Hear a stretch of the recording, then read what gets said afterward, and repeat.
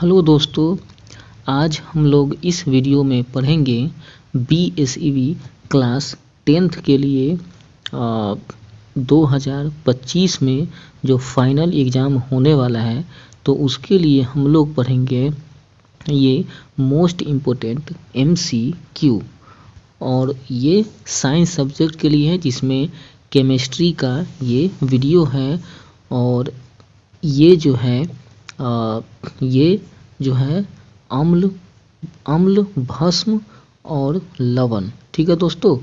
तो उस चैप्टर से जो है ये क्वेश्चन इसमें लिया गया है, ठीक है दोस्तों।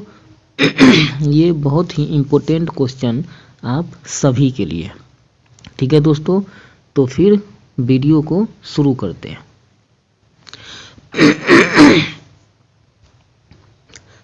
देखिए दोस्तों, इसमें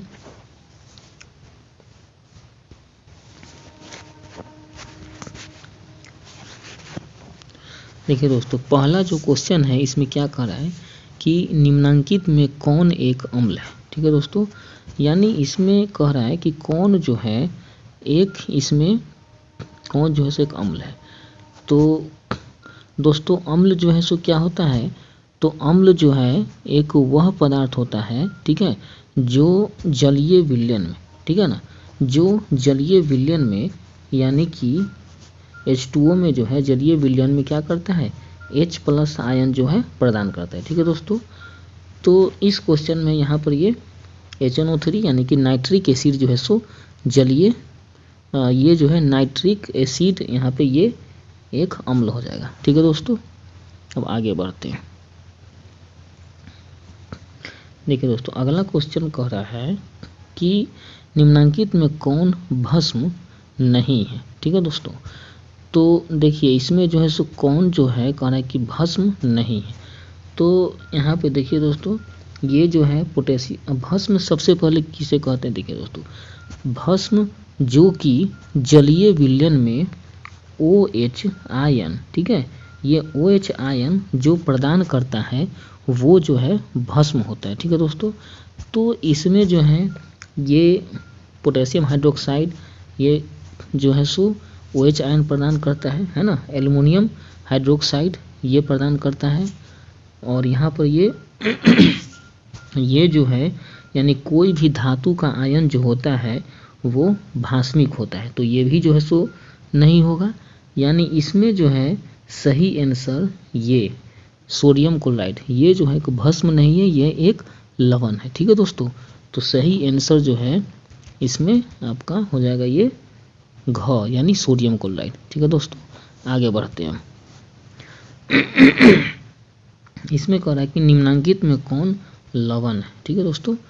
तो यहाँ पे लवण जैसा कि मैंने बता दिया ये सोडियम क्लोराइड, ठीक है दोस्तों, ये लवण है, यानी इसमें ख हो जाएगा आंसर, ठीक है दोस्तों। अगला क्वेश्चन कह रहा है कि निम्नांकित में किसमें अम्ल के गुण नहीं होते हैं, ठीक है दोस्तों। तो देखिए दोस्तों, एक चीज़ ध्यान दीजिए कि जो अम्ल होता है तो उसमें अगर हम नीला लिटमस पत्र को डालेंगे तो वो उसको लाल कर देता है, ठीक है दोस्तों। ये चीज़ ध्यान रखिएगा कि अम्ल जो होता है नीला लिटमस पत्र को लाल कर देता है, ठीक है दोस्तों। तो यहाँ पे क्या है, ऑप्शन में पहला जो ऑप्शन है उसमें क्या कह रहा है कि जो लाल लिटमस पत्र को नीला करते हैं, तो ये जो गुण अम्ल का गुण नहीं होता है, ठीक है दोस्तों, यही आंसर हो जाएगा। चलिए अगला क्वेश्चन पर ध्यान देते हैं। कह रहा है कि 5वां नंबर की जल में घुलनशील भस्म क्या कहलाते हैं। तो दोस्तों, जो जल में घुलनशील भस्म होता है उसको क्षार कहा जाता है, ठीक है दोस्तों।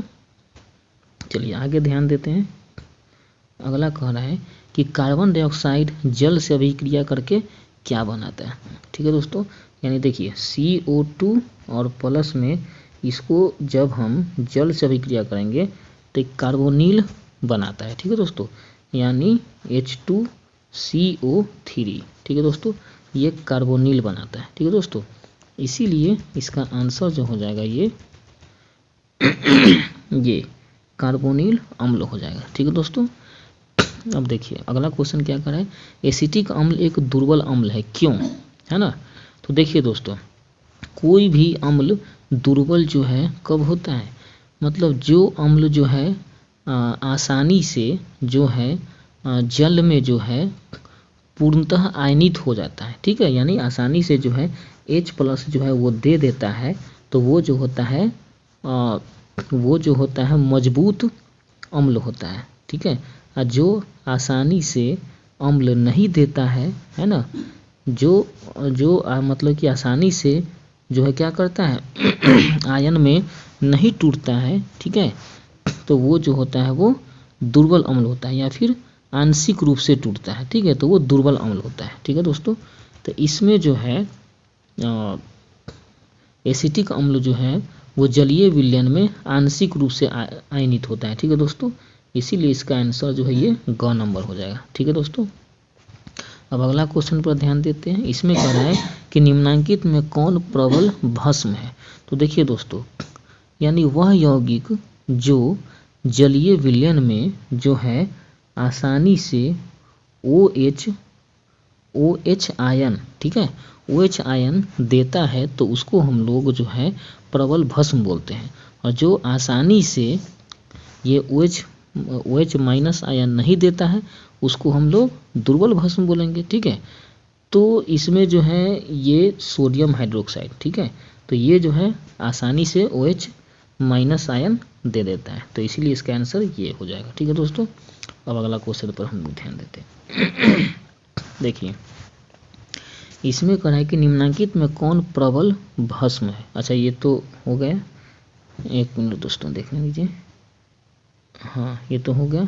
अगला क्वेश्चन कह रहा है कि निम्नलिखित किस लवण में रवा जल नहीं रहता है।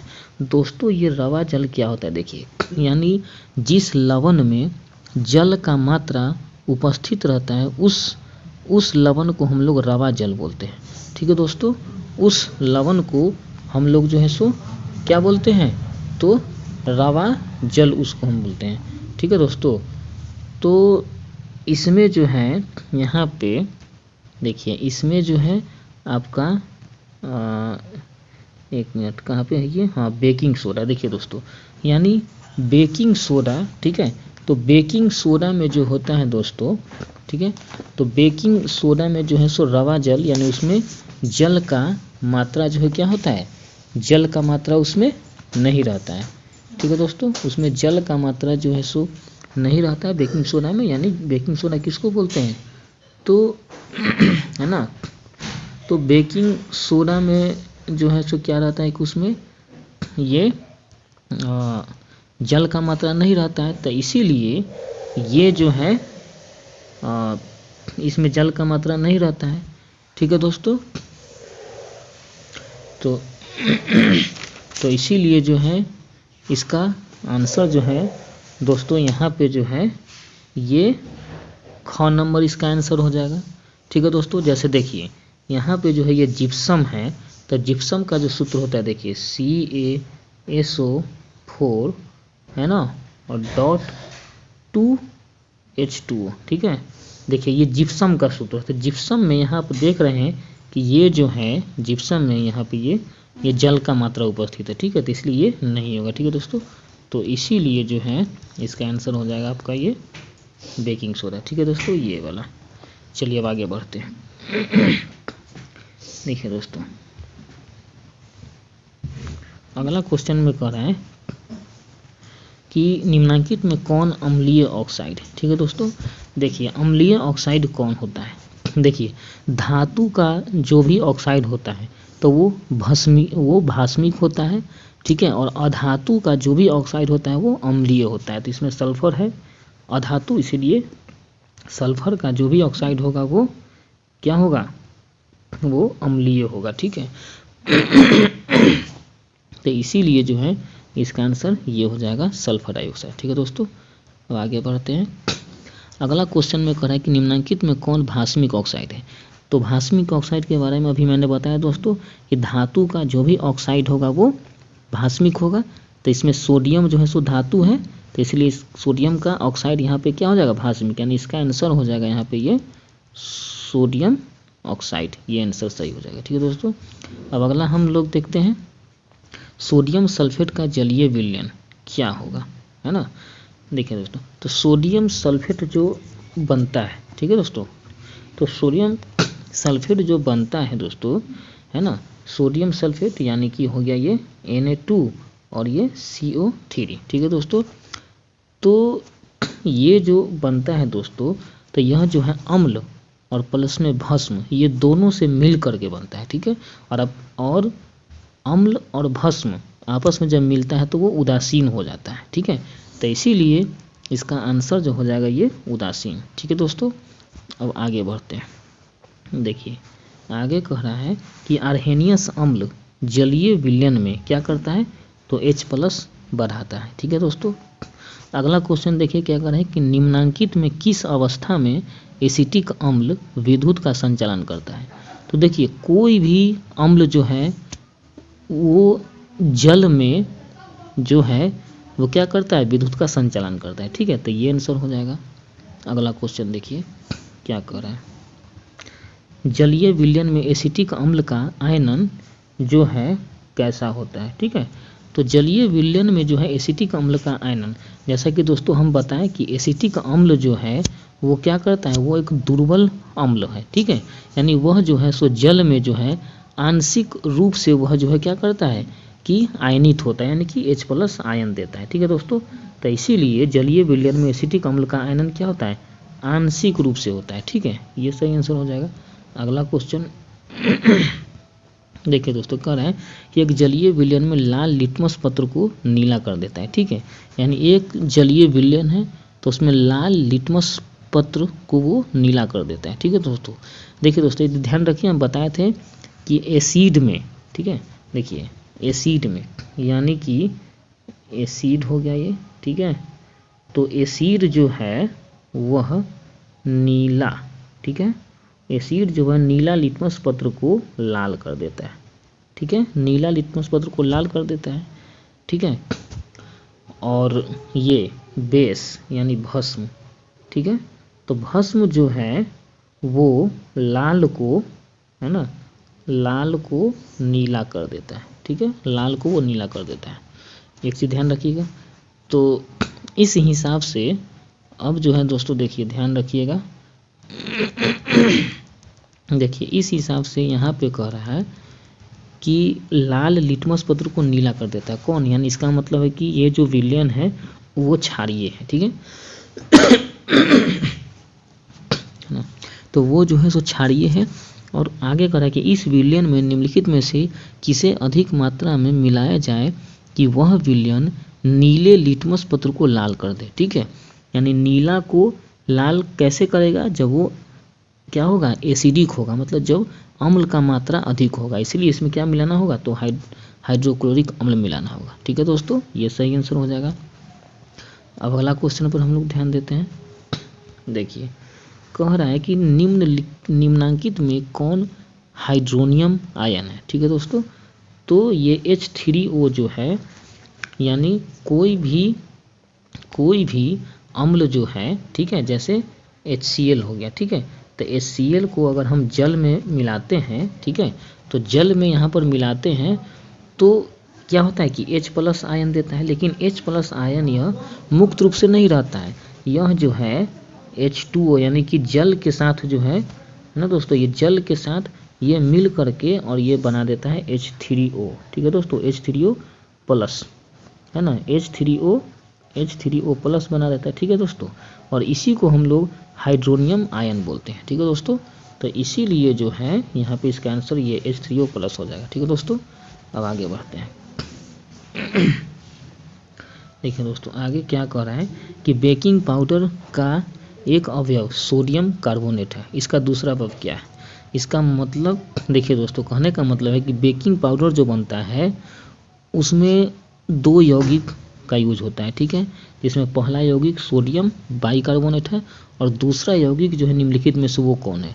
तो दूसरा यौगिक दोस्तों ये टार्टरिक अम्ल है, यानी सोडियम बाइकार्बोनेट और प्लस में टार्टरिक अम्ल को मिलाने से बेकिंग पाउडर बनता है, ठीक है दोस्तों। ये हो जाएगा, ठीक है दोस्तों। अब देखिए अगला जो क्वेश्चन कह रहा है, ठीक है दोस्तों, किसी विलयन के pH का मान 4 है, तो विलयन जो होगा वो कैसा होगा। ठीक है दोस्तों, देखिए दोस्तों, यानी कहने का मतलब है कि है ना, किसी भी विलयन का, ठीक है, देखिए यानी किसी भी विलयन का अगर पीएच मान, ठीक है दोस्तों, किसी भी विलयन का पीएच मान जो है अगर, है ना, अगर वो 7 के बराबर होता है तो वो उदासीन होता है। ठीक है दोस्तों, वो जो है उदासीन होता है। ठीक है दोस्तों, और अगर, है ना, और अगर 7 से अगर वो ज़्यादा होता है तो वो क्षारीय होता है। ठीक है दोस्तों, है ना, तो वो क्या होता है, वो क्षारीय होता है। ठीक है दोस्तों, और अगर 7 से वो कम होता है तो वो जो होता है वो अम्लीय होता है। ठीक है दोस्तों, याद रखिएगा, है ना, अगर 7 के बराबर तो वो होता है उदासीन, और 7 से ज़्यादा तो वो क्षारीय, और 7 से कम होता है तो वो अम्लीय होता है। ठीक है दोस्तों, तो यहाँ पर कितना है ये ध्यान दीजिए, 4 है, मतलब क्या हो जाएगा, ये अम्लीय हो जाएगा। ठीक है दोस्तों, तो इसीलिए जो है ना, यहाँ पे क्या हो जाएगा, ये आंसर अम्लीय हो जाएगा। ठीक है दोस्तों, अब अगला क्वेश्चन में क्या कर रहे हैं, देखिए कि निम्नांकित में कौन विलयन प्रबल अम्लीय होगा। ठीक है दोस्तों, तो देखिए दोस्तों, अभी बताया मैंने कि 7 से कम रहेगा, तो जितना कम रहेगा उतना वो अम्लीय होगा, यानी एक तो यहाँ पे ये pH बराबर 0 वाला हो जाएगा। ठीक है दोस्तों, और एक चीज़ ध्यान दीजिए दोस्तों कि ये जो है POH, एक मिनट दोस्तों, देखिए ये जो है ना POH, ठीक है दोस्तों, है ना, देखिए तो ये जो है POH, तो देखिए दोस्तों ये जो है POH, तो POH जो है वो क्षार की तीव्रता, यानी POH जो है वो भस्म की तीव्रता मापने के लिए होता है। ठीक है दोस्तों, तो यहाँ पर जो है POH में भी वही बात है, लेकिन थोड़ा चेंजिंग है, यानी अगर ये 7 के बराबर है तो उदासीन होता है। ठीक है दोस्तों, और अगर, है ना, और अगर ये 7 से ज़्यादा है, तो 7 से ज़्यादा जितना रहेगा तो क्या होगा, ये उतना ज़्यादा ये अम्लीय होता है, उतना ज़्यादा ये क्या रहता है, मतलब कि उतना ज़्यादा अम्लीय, मतलब कि उतना ही कम क्षारीय होता है। ठीक है, और अगर ये 7 से कम है, ठीक है, और अगर ये 7 से कम है तब क्या रहेगा, ये उतना ही ज़्यादा जो है ये क्षारीय होगा। ठीक है दोस्तों, तो इस हिसाब से जो है यहाँ पर POH जो बराबर जो 14 है, मतलब ये बहुत ही, यानी कि सबसे कम अम्लीय, सबसे कम क्षारीय है, तो इसीलिए यहाँ पर प्रबल अम्लीय में क्या हो जाएगा, ये ख और ये ग, यानी कि दोनों, यानी इसका आंसर ये हो जाएगा घ नंबर आंसर, ये सही हो जाएगा। ठीक है दोस्तों, चलिए अब अगला क्वेश्चन पर ध्यान देते। देखिए अगला क्वेश्चन में कह रहा है कि उदासीन विलयन, ठीक है, कि उदासीन विलयन का pH होता है। ठीक है दोस्तों, तो उदासीन विलयन का pH अभी पता है 7 होता है, ये हो जाएगा सही आंसर। अब देखिए अगला क्वेश्चन क्या कर रहा है दोस्तों कि अभिक्रिया H2O प्लस HCl ये H3O प्लस बनाया, हाइड्रोनियम आयन और क्लोरीन आयन बनाया, तो इसमें जल का आचरण कैसा होगा। तो दोस्तों देखिए ये यानी H2O और प्लस HCl, तो ये दोनों का जब विलयन जो बनेगा, ठीक है, तो ये दोनों का जब ये विलयन जो बनेगा तो ये क्या है, ये अम्ल है, तो ये अम्ल है तो ये भस्म होगा, इसीलिए यहाँ पर ये जल है, तो इसीलिए जो है यहाँ पर जो है ये जल का आचरण कैसा हो जाएगा, तो भस्म के जैसा हो जाएगा। ठीक है दोस्तों, अब अगला क्वेश्चन पर ध्यान देते हैं हम लोग। देखिए एक विलयन नीले लिटमस को लाल करता है तो विलयन का pH क्या होगा। पहले ही मैंने बताया है कि अम्ल जो है नीला को लाल करता है। ठीक है दोस्तों, याद रखना है, तो इसीलिए अम्ल का pH मान कितना होता है, 7 से कम, यानी इसका आंसर घ हो जाएगा 6 वाला। ठीक है दोस्तों, अगला क्वेश्चन पर ध्यान दीजिए। उत्फूलन लवण क्या होते हैं? तो दोस्तों देखिए, उत्फूलन लवण हम उस लवण को कहते हैं जिसमें जल का मात्रा रहता है, ठीक है, और वो जो लवण है वायुमंडल में जो है जल का अणु त्याग देता है, ठीक है दोस्तों। यानी उत्फूलन लवण वह लवण होता है जिसमें जल का मात्रा होता है और वह जो है वायुमंडल में उस जल को त्याग देता है, इसलिए इसका आंसर ये हो जाएगा ख। ठीक है दोस्तों, अब अगला क्वेश्चन पर हम लोग ध्यान देते हैं। देखिए, निम्नलिखित में किसकी प्रकृति अम्लीय है? ठीक है दोस्तों, तो इसमें दोस्तों देखिए, मानव रक्त जो है भास्मिक होता है, चूना जल भास्मिक होता है, एंटासिड होता है भास्मिक, यानी लाइम जूस जो है आपका ये होता है मतलब अम्लीय होता है। ठीक है दोस्तों, अगला क्वेश्चन देखिए क्या कर रहा है कि अगर आपको शंका है कि मिट्टी की अम्लीयता के कारण गमले में फूल का पौधा ठीक से विकसित नहीं हो रहा है तो निम्नलिखित में किस पदार्थ को मिट्टी में मिलाएंगे? देखिए दोस्तों, अगर हमको डाउट है कि मिट्टी में जो है अम्ल का मात्रा ज़्यादा है, ठीक है, इसलिए पौधा विकसित नहीं हो रहा है, तो अम्ल को कम करने के लिए क्या चाहिए? तो भस्म चाहिए। तो इसमें नीचे वाला में भस्म कौन है? देखिए, तो चाय पत्ती भस्म नहीं है, नमक तो एक लवण है, चीनी भस्म नहीं, यानी कि बेकिंग पाउडर हो जाएगा सही आंसर। ठीक है, अब देखिए अगला क्वेश्चन क्या कर रहा है कि नींबू के खट्टा स्वाद को खत्म करने के लिए निम्नलिखित में किसका उपयोग सबसे अधिक उपयुक्त होगा? यानी नींबू का खट्टा स्वाद जो होता है किसके कारण होता है? तो सिट्रिक अम्ल के कारण होता है। किसके कारण? सिट्रिक अम्ल। तो अम्ल का अम्लीयता कम करने के लिए हमें उसमें क्या मिलाना होगा? तो भस्म मिलाना होगा। तो भस्म मिलाना होगा तो भस्म का पीएच मान कितना होता है? तो भस्म का पीएच मान 7 से ज़्यादा होता है, इसीलिए इसका आंसर घ हो जाएगा। एक पदार्थ जिसका मान यानी पीएच मान 8 से अधिक हो, यानी कि भस्म मिलाना होगा। ठीक है दोस्तों, तो इस प्रकार से हम लोगों ने ये मोस्ट इम्पोर्टेंट जो है साइंस का ये क्वेश्चन हम लोगों ने एमसीक्यू पढ़ा और ये चैप्टर था ये अम्ल, भस्म तथा लवण।